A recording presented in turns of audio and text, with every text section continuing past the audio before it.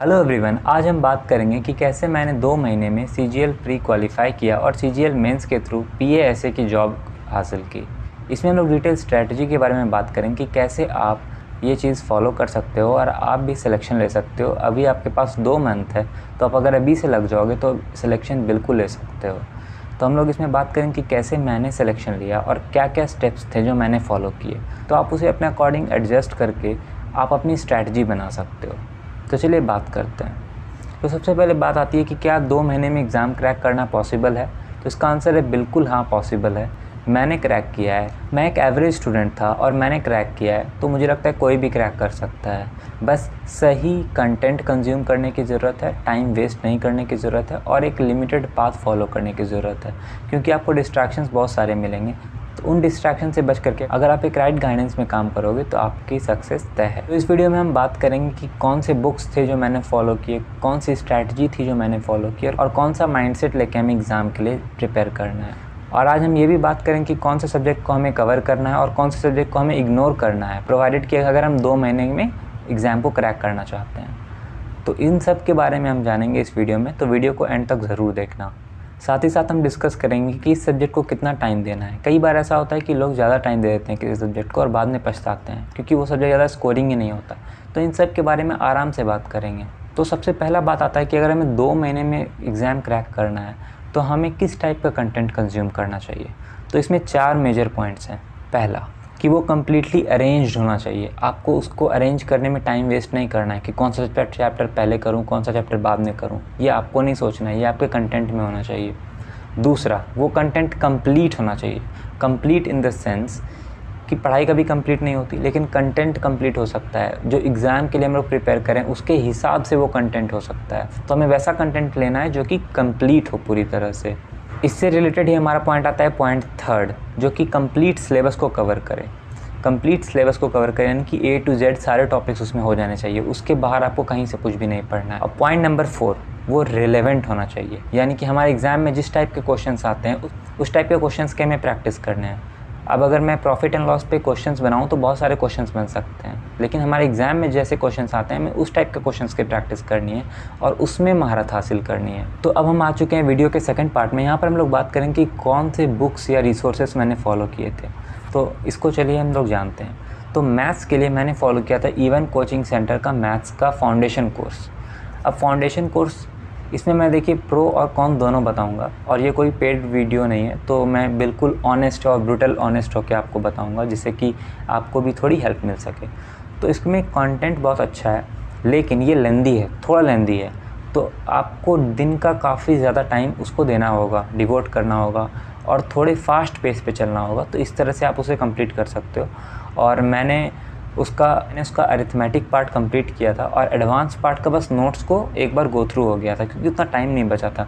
तो लेकिन अरिथमेटिक में क्या है ना कि कॉन्सेप्चुअल क्वेश्चंस आते हैं, तो अगर आप एक बार सारे टाइप के क्वेश्चंस कर लोगे तो एग्ज़ाम में आपसे वो बन जाएंगे। लेकिन एडवांस मैथ में क्या होता है, एडवांस मैथ में यानी कि ज्योमेट्री, ट्रिग्नोमेट्री, ये सब, तो इसमें क्या होता है कि आपको अगर फार्मूला भी याद है तो आप क्वेश्चंस आराम से कर जाओगे। तो मैंने ये तरीका अपनाया था मैथ्स के लिए। अब बात करते हैं हमने इंग्लिश में कौन सा रिसोर्स फॉलो किया, लेकिन वो जानने के पहले मैं आपको बता दूं कि इस वीडियो के लास्ट में हम लोग डिस्कस करने वाले हैं कि किस सब्जेक्ट को कितना टाइम देना है। तो वो ज़रूर आप देखना, क्योंकि अगर वो नहीं देखोगे तो आपको ये रिसोर्सेस अच्छे से यूटिलाइज़ करने नहीं आएंगे और आप अच्छे से टाइम मैनेज नहीं कर पाओगे। तो चलिए अब आगे बढ़ते हैं। तो इंग्लिश में जो मैंने फॉलो किया था वो इवन कोचिंग सेंटर का ही इंग्लिश था, लेकिन उस टाइम पे जो टीचर थे वो दूसरे थे। अभी टीचर चेंज हो गए हैं, तो अभी उनका पता नहीं कि वो कैसा पढ़ाते हैं। तो इसके लिए आप क्या कर सकते हो कि आप YouTube पे सर्च कर सकते हो 120 रूल ऑफ इंग्लिश। तो ऐसे करके आपको वीडियोस मिल जाएंगे। तो आप एक बार वो 120 रूल्स वाले वीडियो देख लेना, क्योंकि मैक्सिमम क्वेश्चंस आपके वहाँ से हो जाएंगे। और साथ साथ में आपको वोकैब के लिए ब्लैक बुक फॉलो करनी है।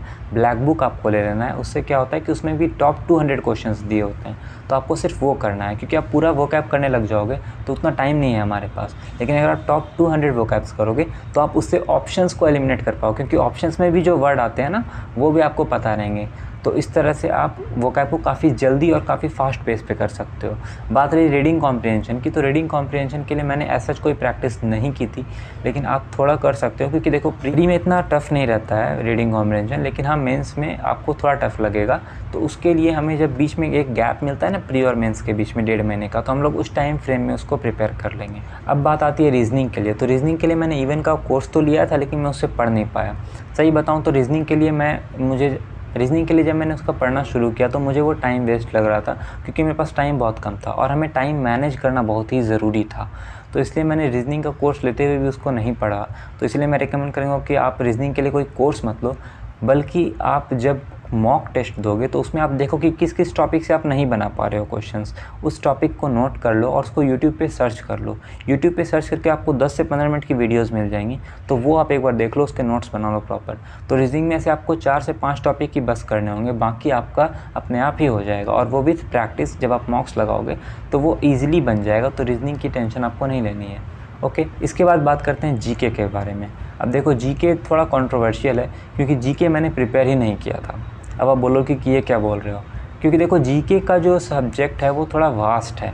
तो मैंने ये सोच के जीके को प्रिपेयर नहीं किया था, क्योंकि उसका जो इन्वेस्टमेंट टू रिटर्न रेशियो है ना वो बहुत कम है। यानी कि अगर आप टाइम दोगे तो गारंटी नहीं है कि आप उससे क्वेश्चन आएगा ही आएगा। लेकिन मैथ में ऐसा नहीं है, मैथ में या रीजनिंग में या इंग्लिश में ऐसा नहीं है। अगर आप टाइम दोगे तो क्वेश्चन आएगा ही आएगा, एक्टिव पैसिव से क्वेश्चन आएगा ही आएगा, मैथ में प्रॉफिट एंड लॉस से क्वेश्चन आएगा ही आएगा। लेकिन जीके में आप ऐसा नहीं कह सकते हो। तो जीके में मैंने क्या किया था, सिर्फ करंट अफेयर्स के वीडियोस देख लिए थे और उसको प्रॉपर अच्छे से तैयार कर लिया था। तो करंट अफेयर्स तो जल्दी भी हो गया मेरा, और इस तरह से मैंने जीके को कवर किया था। लेकिन मैं आपको ये चीज़ सजेस्ट करूँगा कि अगर आप जीके में पॉलिटी कर सकते हो तो उसको कर लो, क्योंकि वो बहुत ही छोटा है और वो बहुत ज़्यादा स्कोरिंग भी है।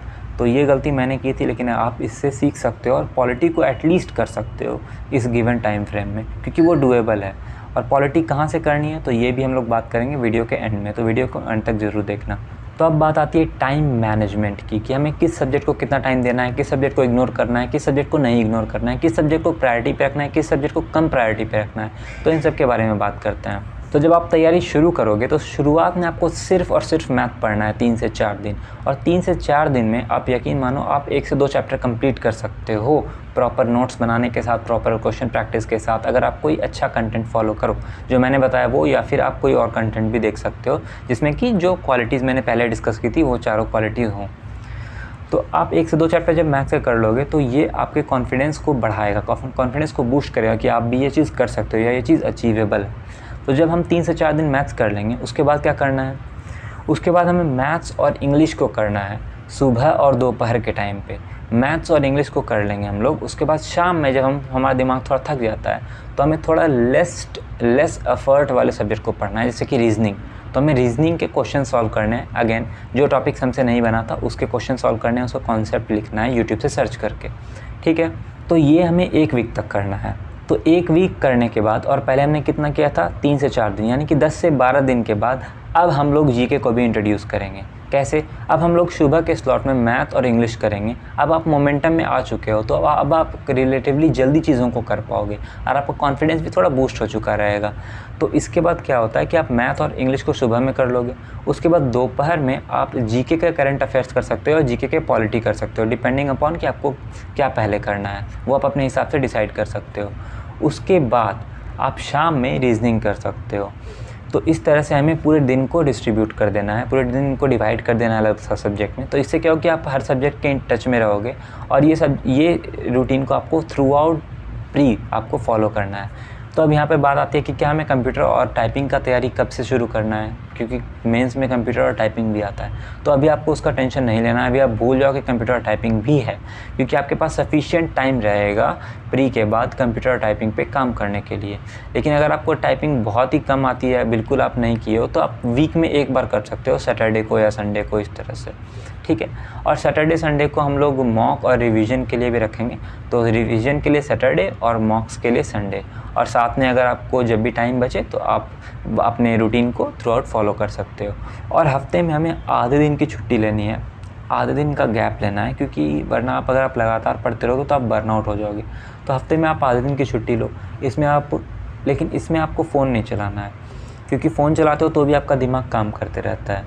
तो वहाँ पर क्या होता है कि हमारे दिमाग को रिलैक्स करना है, तो आप या तो सॉन्ग सुन सकते हो, या तो दोस्तों के साथ घूमने जा सकते हो बाहर, या तो कोई मूवी देख सकते हो, तो ये कर सकते हो आप। तो अब बात करते हैं कि जीके हमें कहाँ से कवर करना है, जीके में पॉलिटी कहाँ से कवर करना है।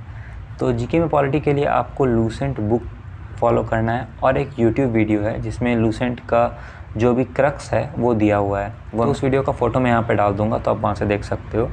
तो आपको पहले क्या करना है, पहले आपको वो वीडियो देखना है, उससे आपको एक बेसिक अंडरस्टैंडिंग आ जाएगी पॉलिटी की। तो बेसिक अंडरस्टैंडिंग आने के बाद ही आपको पॉलिटी के बुक को पढ़ना है, यानी कि लूसेंट बुक से पॉलिटी पूरी कवर कर जानी है। इसमें आपको आर्टिकल्स को ज़्यादा ध्यान देना है, आर्टिकल्स, अमेंडमेंट्स, इससे क्वेश्चंस रहते ही रहते हैं। तो आपको ये टॉपिक बस कर लेना है एटलीस्ट, और बाकी नहीं भी कर रहे हो तो कोई अगेन, अगर मैं कर सकता हूँ तो आप भी कर सकते हो। कोई रॉकेट साइंस नहीं है, बस डेडिकेशन के साथ हमें पढ़ना है। अगले 1 से 1.5 महीने आपको डिवोट करने होंगे, तो फिर आपका सिलेक्शन होने से कोई नहीं रोक सकता है। और अगर आप एक बार प्री क्वालिफाई कर जाओगे तो मेंस में आपको टाइम ही टाइम मिल जाएगा, तो आप वहाँ से फिर मेंस की तैयारी भी कर सकते हो।